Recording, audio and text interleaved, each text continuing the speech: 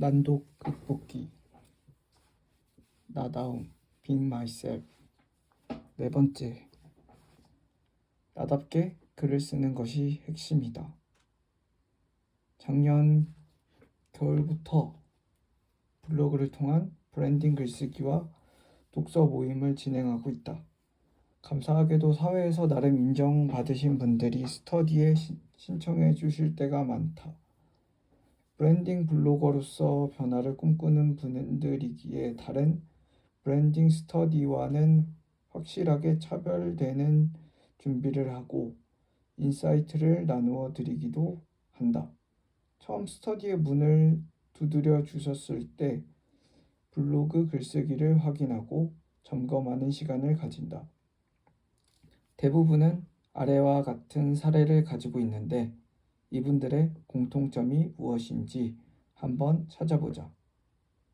작년 겨울 디지털 노마드의 삶을 꿈꾸고 계신 엘 약사님은 퍼스널 브랜딩 글쓰기 컨설팅을 찾아오셨다.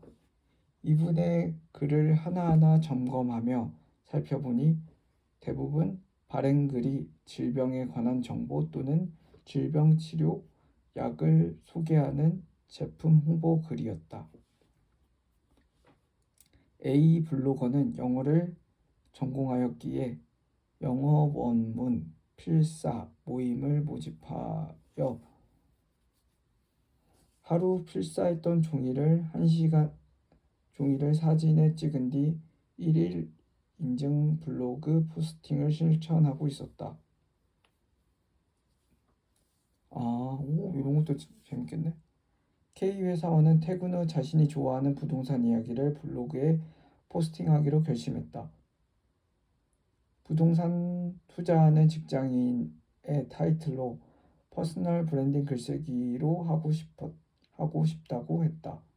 그리하여 부동산과 관련된 뉴스와 새로운 소식들을 스크랩하여 1일 포스팅하고 있었다. 위 3명의 블로그 글쓰기에서 공통점은 무엇일까?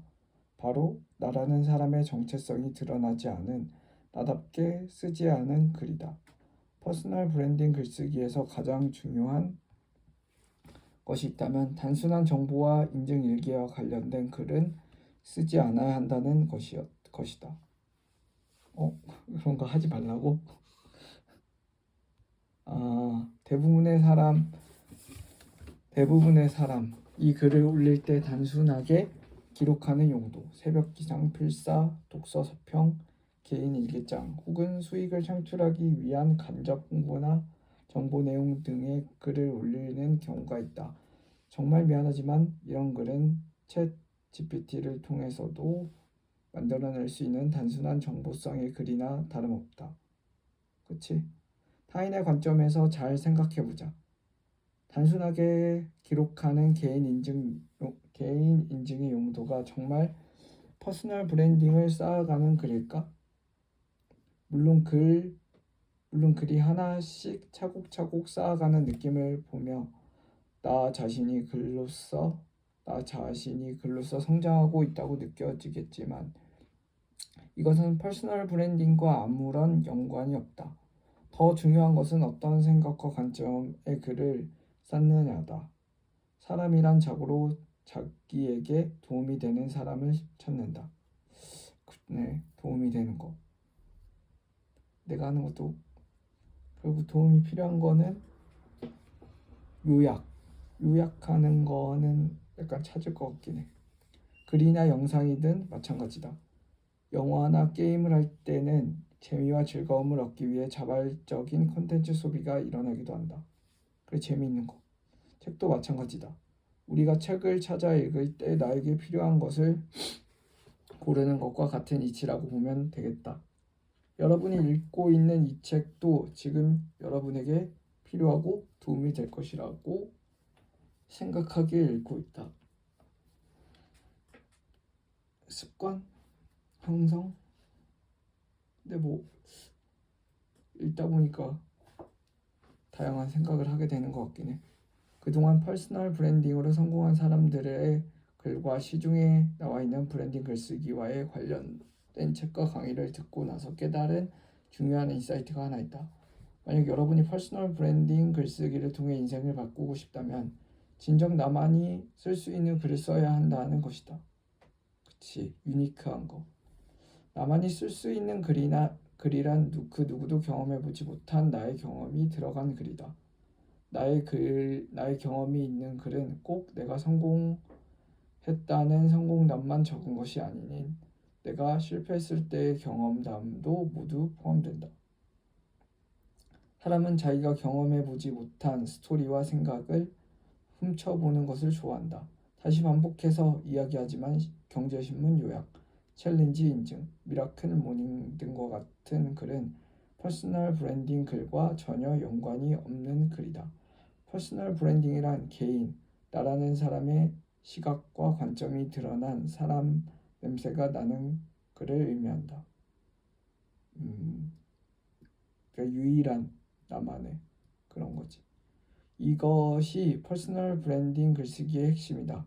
사람은 본래 자기와 익숙한 사람, 라이프 스타일, 가치관, 취향, 성격, 사는 곳 등 그 사람만이 지닌 고유한 스토리의 매력을 느낀다. 이를 다른 말로 표현해 보자면 끌림이라 말할 수 있는데 보통 사람들에게 끌림이 일어나는 지점은 대개 다음과 같다. 첫째, 독창성이다. 모든 사람에게 만족을 주는 글일수록 공익광고와 같은 글이 될 수 있다는 것을 이해해야 한다. 그러므로 나만이 가진 시선과 스토리, 통찰력 등의 특별함이 있는 글은 누구에게나 기억이 되고 끌림이 일어나는 지점이다. 이는 네이버 블로그 캠페인의 대표 문장에서도 적혀 있다. 라이프로그 블로그 캠페인은 다른 사람의 시선으로부터 자유로워져 진솔한 나를 기록하는 방식을 제안합니다. 사진 몇 장, 글 한 줄로 남기에 아쉬운 당신의 삶을 블로그에 기록해 보세요. 남들과 똑같이 하는 대중적인 생각에서 벗어나 나만의 독특한 사고방식과 행동을 블로그에 기록해보자. 둘째, 진정성이다. 나답게 쓰는 글이란 진정성 있는 글이어야 한다. 지식 생태학자 유영만 교수는 알은 거짓이 담겨져 있을 수 있지만 느낌은 정직하다라고 했다. 사람들은 시간이 지날수록 이 사람이 이야기하는 것이 진실인지 아닌지 오감을 넘어서 육감으로 잘 알아차릴 수 있다. 현재 자신의 상황에서 힘듦이나 한계 고민이 있을 때 숨기기보단 그 고민의 흔적을 기록해 보거나 자신만의 아픔을 진실하게 드러내 보도록 하자. 오히려 아픔과 시련을 딛고 일어선 글에 더 많은 응원과 지지가 들어올 때도 있다. 나의 경우 약점이나 아픔을 공유할 때 더 많은 공감을 사기도 했다. 그러나 나의 밑바닥 전부를 드러낼 필요는 없다. 내가 드러내어 감당할 수 있을 정도만 적어보길 바란다. 셋째, 나만의 스토리를 담는 것이다. 우리가 드라마나 영화를 보는 이유는 무엇일까? 바로 그 안에 그 작품만의 스토리가 담겨 있기 때문이다. 사람은 애매모호한 이야기보단 분명한 스토리를 좋아한다. 무기가 되는 스토리에서는 스토리를 다음과 같이 표현하였다. 스토리는 원자력 에너지와 같다. 영속적인 에너지 원이 도시 하나를 이거 약간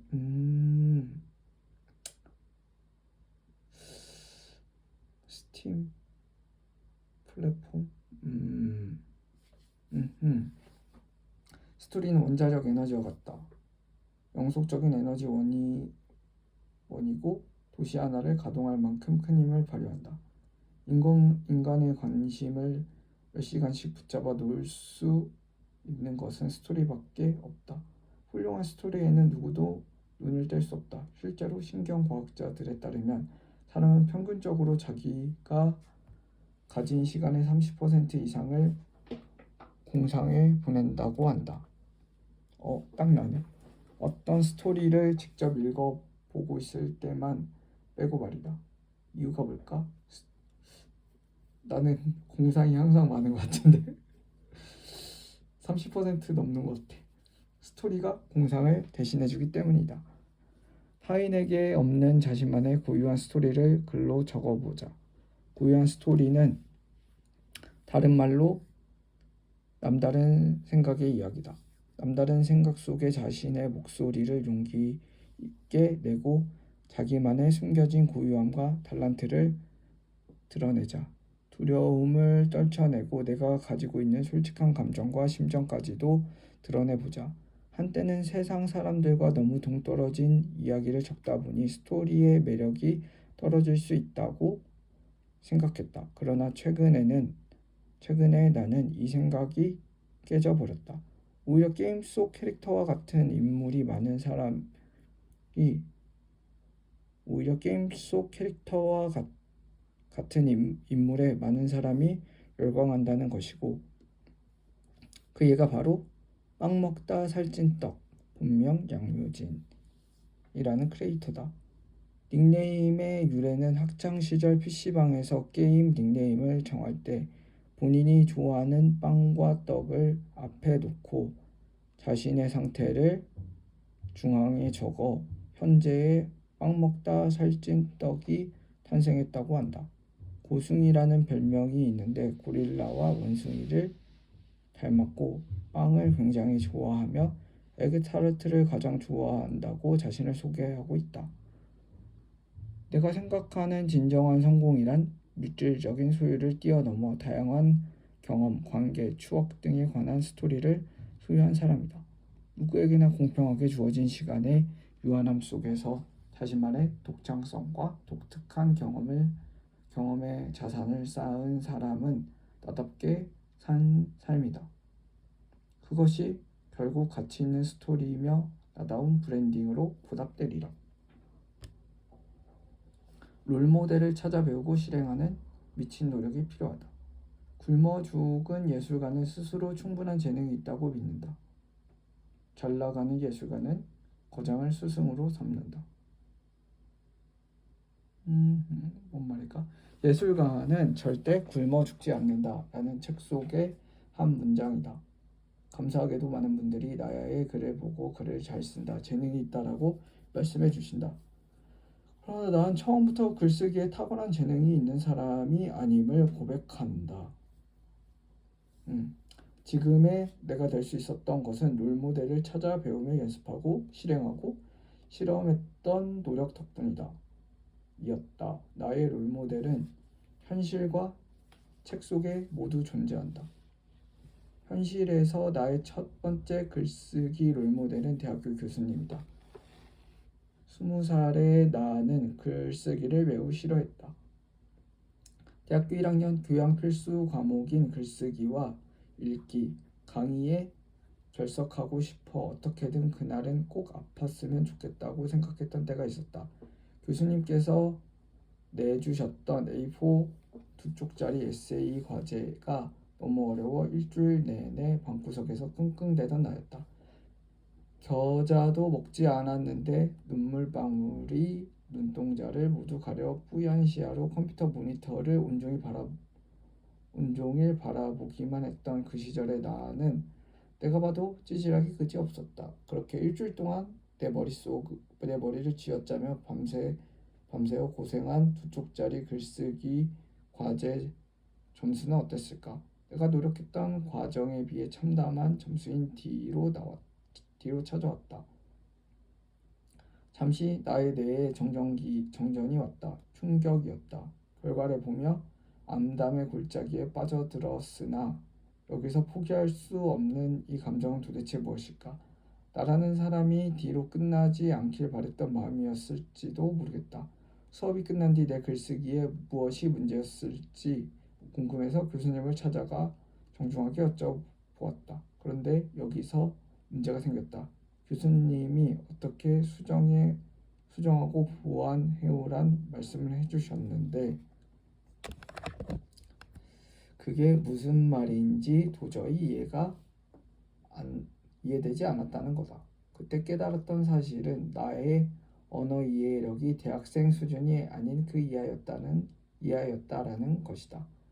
대학교를 입학하니 대학교제의 내용이 모두 내 수준을 뛰어넘는 것들이었고 미숙한 나의 문해력과 글쓰기 실력이 바닥임을 스스로 깨쳤다. 어느 정도 공감되는 것 같아. 그때부터 나는 모든 대학 교재를 전부 필사하기 시작했다. 뭐 이거 필사? 그런 이유로 나의 또 다른 글쓰기 롤모델은 모두 책 속의 작가들이었다. 한 번만 필사한 것이 아니라 내 머릿속으로 이해되고 저절로 암기될 때까지 했었는데 조사 하나조차 빼먹지 않고 모조리 외워가며 지냈던 시절이었다. 이런 과정을 대학 시절에 임용시험 시절 내내였는데 결과적으로 필사하기는 오늘날 나의 글쓰기의 큰 성장의 밀걸음이었다. 무엇보다 어려운 텍스트들이 술술 이해되었고 기억력도 향상되었다. 또 필사하다 보면 마음도 치유가 될 뿐 아니라 작가의 세계관이 저절로 나에게 흡수되는 경험도 있었다. 시간이 지나 요 몇 년 사이 내가 새롭게 독서하는 방법이 새롭게 추가된 것 하나가 있다. 나는 책을 읽을 때 저자가 곧 나라고 생각하며 책을 읽는다. 나와 저자가 분리되어 대화를 나누는 독서법도 있지만 책을 쓴 저자가 곧 나라고 생각하며 책을 스펀지처럼 흡수하는 시간들이 요즘 더 많았다. 특히 내가 담고 싶은 롤모델의 책은 더욱 그러하다. 제프 고인스의 예술가는 절대 굶어 죽지 않는다. 에서 다음과 같이 말한다. 혼자서 훌륭한 예술가가 될 수 없다. 도움이 필요하다. 이제 성공할 수 있을 때까지 베껴라. 라고 2년만 맹신하는 아마추어는 필요하지 않다. 혼자서 훌륭한 예술가 될 수 없어.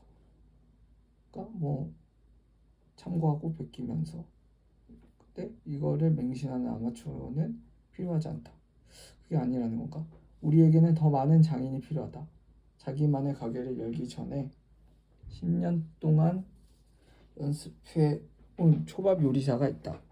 누군가의 캐디로 일하며 수천 시간을 견뎌온 골프 선수가 있다. 10년 동안 대부분을 팝 가수 밑에서 공부해온 음악가가 있다. 그러한 경험은 즐겁지 않다. 하지만 미래를 위해 매우 소중한 훈련이다. 우리는 언제나 연습하고 진급하기 위해 노력해야 한다. 거장이 되기 전에 우선 수습생이 되어야 한다. 이 책에서 과감하게 거장에게 다가가 배움을 요청하라고 한다. 재능은 혼자서는 절대로 키울 수 없기 때문이다.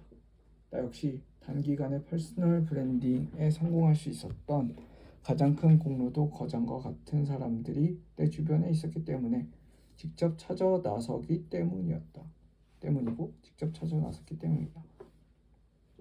시작부터 나는 나보다 앞서 나간 롤모델과 멘토분들을 만나 행운과 기회를 포착하려 했다.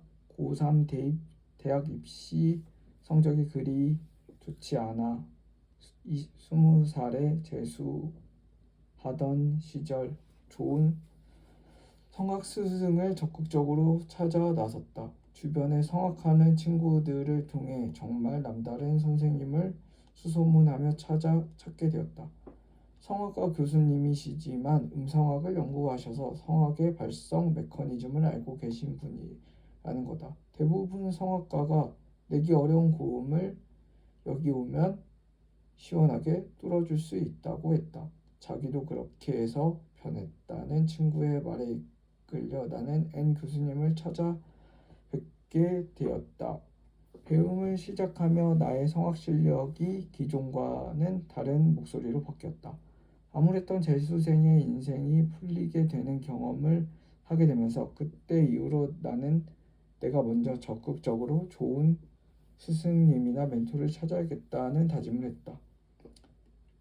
그때의 습관이 여전히 남아있는지 몰라도 교사로 지내왔을 때 나는 좋은 리더들이 계시면 다짜고짜 연락하여 찾아가는 습관이 있다. 혹은 내가 먼저 이상적인 모임을 찾아가는 문을 두드리기도 한다. 내가 도교육청 연구위원 및 도내 입시 컨설팅을 할 수 있었던 이유도 먼저 적극적으로 그곳을 찾아갔기 때문이다. 그것이 내가 가진 행동의 가장 큰 무기이다. 배울 점이 많은 리더 혹은 좋은 기회가 있을 만한 모임을 찾아가 적극적인 의지와 기회에 포착이 필요하다. 배울 점이 많은 리더 혹은 좋은 기회가 있을 만한 모임을 찾아가는 적극적인 의지와 기회 포착이 필요하다.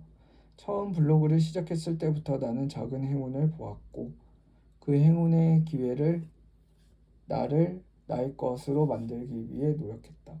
2022년 3월 블로그를 시작하자마자 나와 비슷한 인생을 살아온 한 블로거를 만났다.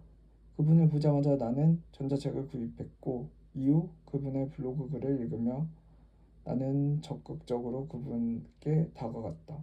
모든 글에 댓글을 달며 서로 대화를 주고받았고 그분도 나의 글을 읽으면서 나와 비슷한 인생을 살아왔다는 것에 인상을 받아왔는지 우리는 생각보다 이른 시일 안에 친밀한 관계를 유지했다.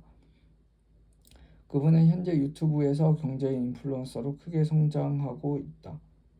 블로그 초창기에 나는 그분 덕에 많은 지지와 응원을 받았음이 분명하다. 이번 기회에 이 책을 통해 감사의 인사를 꼭 전하고 싶다. 그분이 내신 전자책을 보며 나도 전자책을 만들고 배포할 수 있으며 네이버 카페를 개설하며 자기계발 모임까지 운영할 수 있었으니까 그 이후 몇 번의 슬럼프와 어려움이 찾아와도 나는 매번 매 순간 좋은 인연의 멘토분들을 만나게 되었다. 나의 무의식이 진짜 어떤 삶을 원하는지를 알게 해준 멘토님을 만나 오늘날 퇴사도 할 수 있게 되었다. 여기서 끝난 게 아니다. 나는 좋은 기회에 퇴사하며 오늘날과 같은 삶을 살 수 있었는데 이것 또한 내가 만난 멘토님 덕분이라는 것을 깨달았다. 이외에 유명 블로거로 크게 활약하고 계신 멘토님, 여성 리더로서 자기 정체성을 가지고 좋아하는 일을 하며 경제적 독립까지 할 수 있어야 한다고 말씀해 주시는 멘토님까지 심지어 이 책을 쓰고 있는 중에도 좋은 멘토님을 만나 세상에 종이책이 나올 수 있도록 이끌어 주신 것에 대해 감사하다. 내가 모르는 것을 아는 척하는 것보다 모르는 것은 직접 두드리고 사람과 책을 한번 찾아가 보길 바란다. 책 속에서 다 말하지 않은 진짜 이야기들이 거장들로부터 있다. 내가 이상적으로 생각하는 사람은 어떤 마인드와 태도, 자세를 가지고 이야기하고 있는지 보자. 그렇게 하면서 나와 롤모델의 차이를 적어보고 그 차이를 메꿀 수 있도록 내 삶을 바꾸어 나가자. 그러다 보면 나의 모습은 어느 순간 내가 꿈꾸던 이상적인 인물로 변해 있을 것이다. 나를 다시 바꾸어 나갔고 변해갔기 때문에 새로운 자아상이 생겨서이다. 브랜딩 탐구를 위한 질문. 나의 강점 발견하기. 이 책을 보는 여러분이 앞으로 약점이나 부정적인 것보다 강점과 능력에 더 집중하여 확장하는 시간을 가지길 바란다. 이거 오늘 팔란티어 대표가 말하는 그건데 강점에만 집중해라. 그래. 지금 종이와 펜을 들어 나의 정체성을 새롭게 정의해보자. 당신은 당신이 생각하는 것보다 훨씬 더 멋진 정체성을 가지고 있는 사람이다. 인생을 살아오며 나의 운명을 바꾸었던 순간이 언제였을까? 변화하기 위해 그 당시 나는 어떤 움직임들이 있었는가? 내가 퍼스널 브랜딩을 하기 위해 꾸준히 움직이고 실천한 것들이 있다면 무엇이었을까? 그리고 앞으로 실천하고 싶은 것이 있다면 현재 나의 정체성은 어디에 머물러 있는가? 생산자인가? 소비자인가? 나는 어떤 컨텐츠를 생산하는 사람인가? 다음은 아래 칸에 여러분이 이키가이를 작성해보자. 좋아하는 것. 어렸을 적부터 살아오면서 좋아했던 모든 것, 사소한 것까지 다 적어보기. 잘하는 것, 배운 것과 경험한 것을 토대로 잘했던 것을 적어보기. 돈이 되는 것, 그동안 했던 일들 또는 앞으로 일을 통해 수익화가 가능한 것들. 4. 세상에 필요로 하는 것. 1, 2, 3을 토대로 세상의 사람들에게 어떤 쓰임이 될 수 있을까? 자기만의 노하우와 가치 있는 경험들을 나눌 수 있는 것들. 5. 나 스스로 한계를 짓거나 내 생각을 제한하는 것들이 있다면 무엇일까?